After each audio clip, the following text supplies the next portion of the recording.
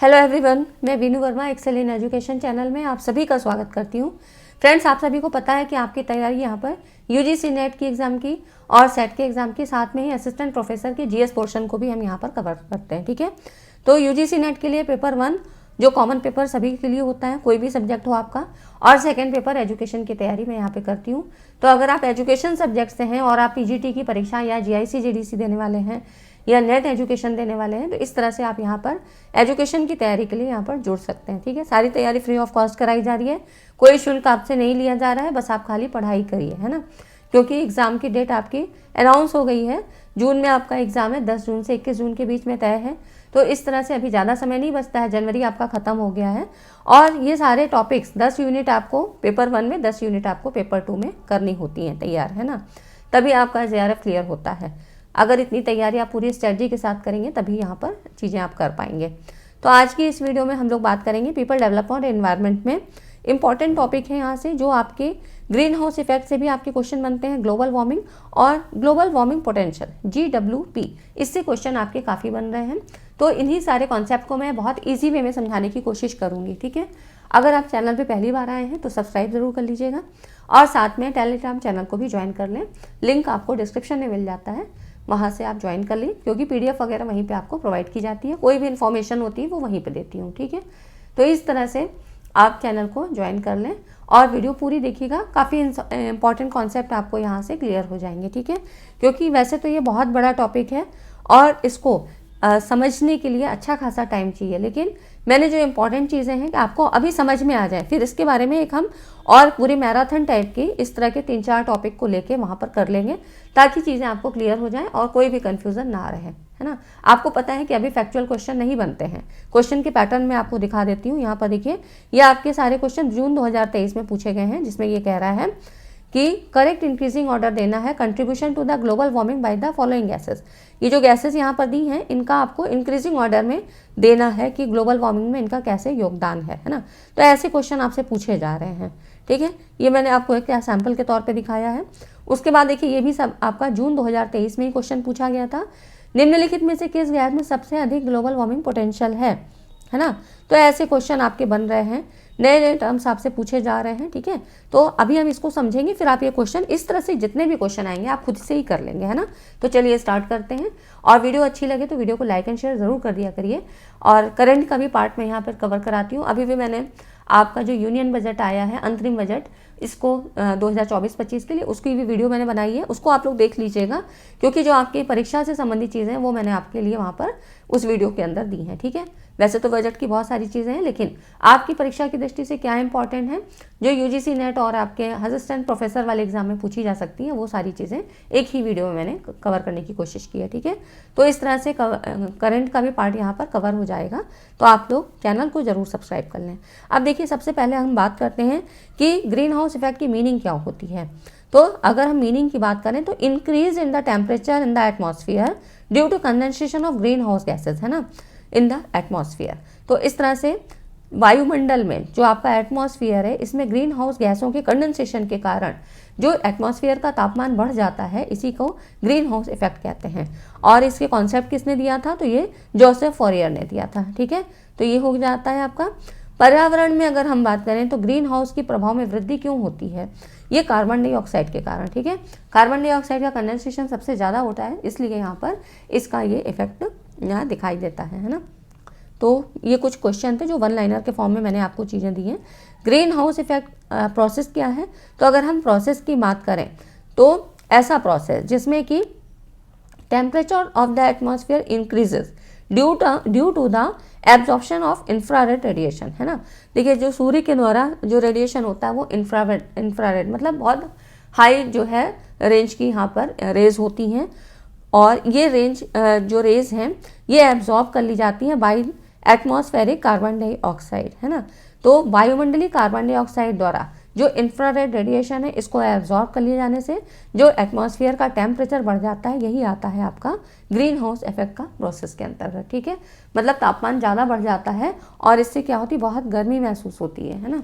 तो यही हो जाती है ग्रीन हाउस इफेक्ट की प्रोसेस के अंतर्गत, है ना। ये चीज़ें आपको मैं अभी कॉन्सेप्ट के तौर पे बता रही हूँ, उसके बाद इसमें बहुत ज़्यादा डिटेल में चीज़ें पढ़नी है, वो फिर हम आगे भी पढ़ेंगे और ये सारी चीज़ें आपको क्लियर हो जाएंगी। अब देखिए इसमें कह रहा है जो मेन रीज़न है ग्लोबल वार्मिंग का, उसका मुख्य कारण क्या है। तो इसका कारण क्या है, कार्बन डाइऑक्साइड गैस, जिसे ग्रीन हाउस गैस कहते हैं, है ना। तो ग्रीन हाउस गैसेज में भी कुछ गैसों का कॉम्बिनेशन होता है, उसको हम आगे देखते हैं। अभी इसमें देखिए इसमें कौन कौन सी गैसेज हैं। तो यहाँ पर देखिए, यहाँ पर जो कार्बन डाइऑक्साइड गैस है इसे ये ग्रीन हाउस गैस है, और इसी तरह इसमें मीथेन और नाइट्रस ऑक्साइड भी इसी प्रकार की गैसेज आती हैं। अब मीथेन क्या है, CH4 है ना, जिसको मार्श गैस भी कहते हैं। नाइट्रस ऑक्साइड क्या है, नाइट्रस ऑक्साइड ये भी ग्रीन हाउस गैस है, और हमारे ग्रह पर मतलब जो हमारा प्लेनेट है इसमें ओजोन को कमज़ोर करने वाली गैसों में से एक है ना। तो नाइट्रस ऑक्साइड के बारे में थोड़ा सा बात कर लेते हैं। नाइट्रस ऑक्साइड जो N2O है, इसको हम लिखेंगे कैसे, N2O, ठीक है, N2O है ना। और मीथेन है CH4, इसको हम क्या कहते हैं, मार्श गैस भी कहते हैं, ठीक है।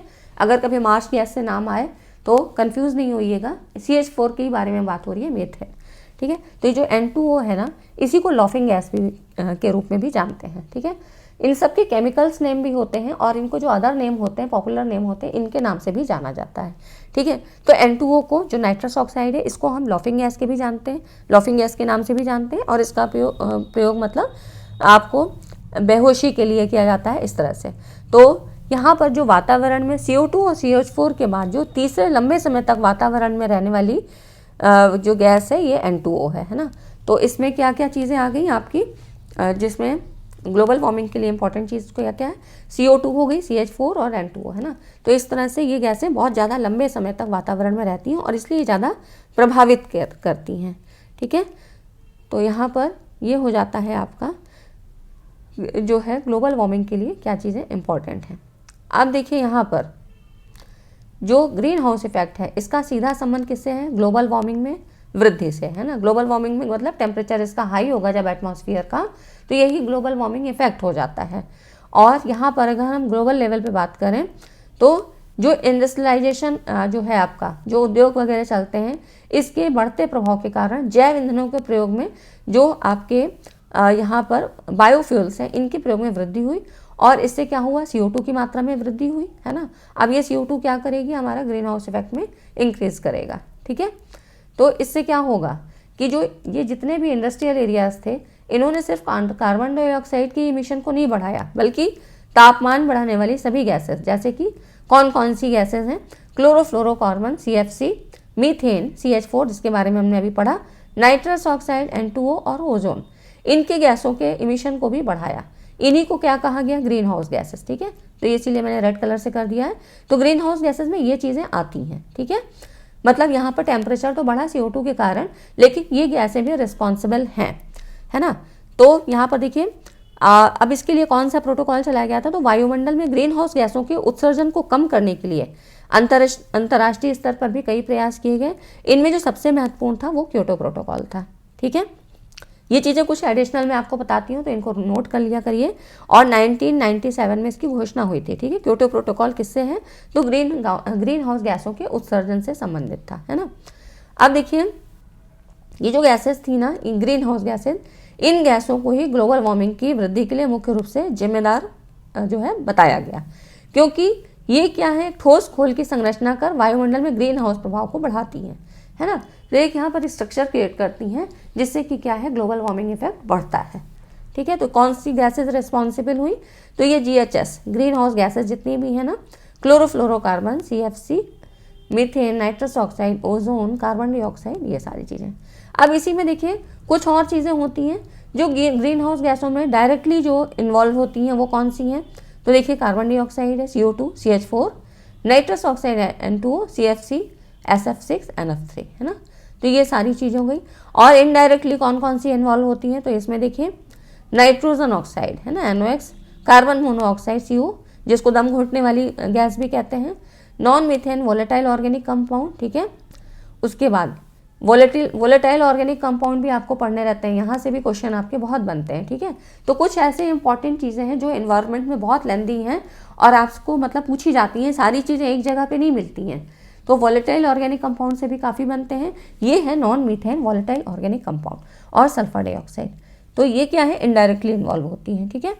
तो इस तरह से आप यहाँ पर देख सकते हैं डायरेक्टली कौन सी हैं, जिसमें कि इनको थोड़ा सा याद करिएगा, और उसके बाद जो इनडायरेक्ट रूप से हैं वो कौन कौन सी हैं। ठीक है, इतनी चीज़ें समझ में आई तो वीडियो को लाइक एंड शेयर ज़रूर कर दें, क्योंकि इतनी चीज़ों को इजी वे में बताना आपके लिए अच्छा कंटेंट तैयार करना, एग्ज़ाम ओरिएंटेड चीज़ें थोड़ा सा मेहनत लगती हैं, और मुझे भी फिर मोटिवेशन नहीं मिलता है तो मेरा भी मोटिवेशन डाउन होता है ना, तो मुझे लगता है कि फिर बेकार ही मैंने इतनी मेहनत की।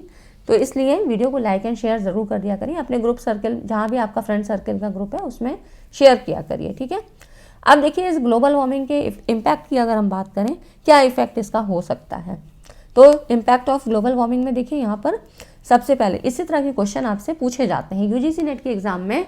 अब क्या है, एप्लीकेबल मोड पे क्वेश्चन पूछते हैं, है ना, कि इसका इफेक्ट है तो यहाँ पर कैसे प्रभावित करेगा, इसका प्रभाव क्या पड़ेगा, इस तरह से। तो यहाँ पर हर चीज़ों को समझना ज़रूरी होता है, इसीलिए मैं कॉन्सेप्ट पे ज़्यादा जोर देती हूँ।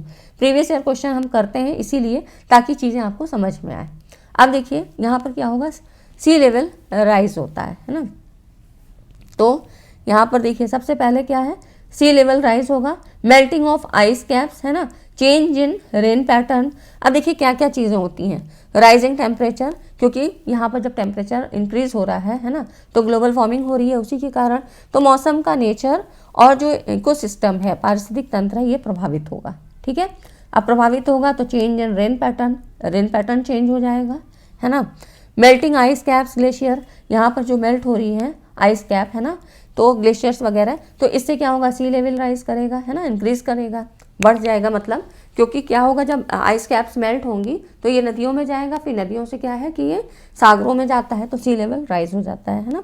उसके बाद अगर हम बात करें तो यहाँ पर एक्सट्रीम वेदर इवेंट्स, अब इससे सारी चीज़ें जैसे कि रेन पैटर्न में चेंज हुआ, इसी तरह से आपके जो है एक्सट्रीम इवेंट्स जैसे कि हीट वेव्स, हरिकेन्स, है ना, ये सारी चीज़ें होती हैं, मतलब तूफान है, बाढ़ है, सूखा, मौसमी घटनाएं, ये सब होनी बढ़ जाती हैं, है ना। ये सारी इम्पैक्ट किसका होता है, ग्लोबल वार्मिंग का ही इम्पैक्ट है। इकोसिस्टम में डिस्ट्रैक्शन हुआ, मतलब यहाँ पर भी कुछ हलचल मच जाती है, पौधों और जानवरों की जो स्पीसीज़ हैं, स्पीसीज एक्सटिंक्शन, मतलब यहाँ पर जो भी स्पीशीज़ हैं, माइग्रेशन, मतलब जो उनका प्रवासन पैटर्न है, प्राकृतिक घटनाओं का समय, ये सारी चीज़ें प्रभावित होती हैं, है ना, तो इकोसिस्टम में भी हलचल मच जाती है। उसके बाद बायोडाइवर्सिटी के खतरे हो जाते हैं, मतलब और भी मैं एक्स्ट्रा आपको बता रही हूँ, तो बायोडाइवर्सिटी के खतरे से मतलब यहाँ पर अनुकूलन में असमर्थता के कारण, क्योंकि अब क्या हुआ कि कहीं पर जो है सागरों में मतलब लेवल हाई हो गया, नदियाँ बहने ज़्यादा, उनमें लेवल हाई हो गया, तो अब क्या होगा कि जो है बायोडाइवर्सिटी में भी, मतलब जैव विविधता में भी परिवर्तन होते हैं, खतरे की संभावना होती है।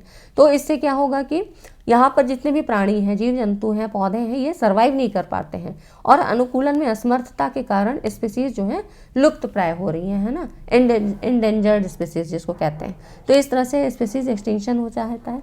उसके बाद देखिए और क्या क्या चीज़ें होती हैं, सागर का अम्लीकरण, ओशियन का एसिडिफिकेशन, तो अम्लीकरण होने से क्या होगा, ब्लीचिंग ऑफ कोरल रीफ्स। ये क्या होता है, अम्लीकरण होने से जो कोरल हैं, मोलस्क हैं, प्लैंकटन, इनको नुकसान पहुंचता है ना, तो ब्लीचिंग ऑफ कोरल रीफ्स, है ना, तो कोरल मतलब मूंगा जिसको कहते हैं, तो यहाँ पर ओशियन का एसिडिफिकेशन होने लगता है, ठीक है, अम्लीकरण होने लगता है।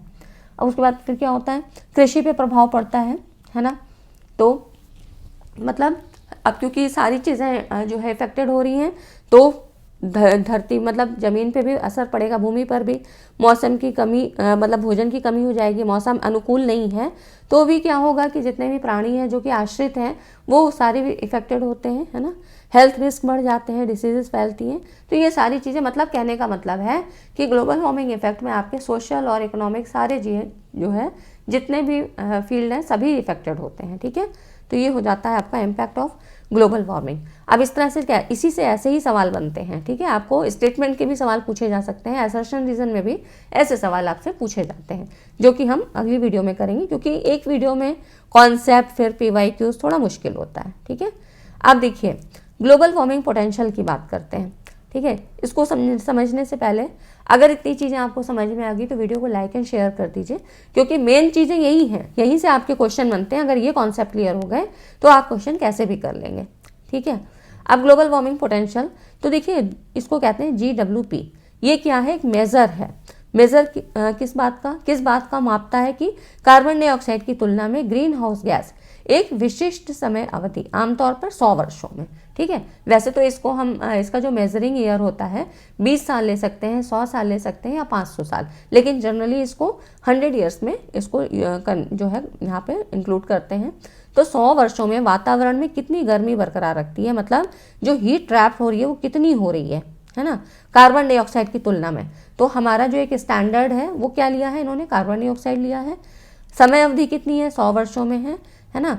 तो कोई भी जो गैस है कार्बन डाइऑक्साइड की तुलना में एक विशिष्ट समय अवधि मतलब 100 वर्षों में वातावरण में कितनी हीट जो है यहाँ जो है ट्रैप कर रही, गैस ट्रैप कर रही है ना, compare to carbon dioxide. It helps quantify the impact of different greenhouse gases on global warming. तो ये इसको इसीलिए बनाया गया है, ग्लोबल वार्मिंग पोटेंशियल एक इंडेक्स है, यहाँ पर विभिन्न ग्रीन हाउस गैसों के प्रभाव को मापने में मदद करता है ना।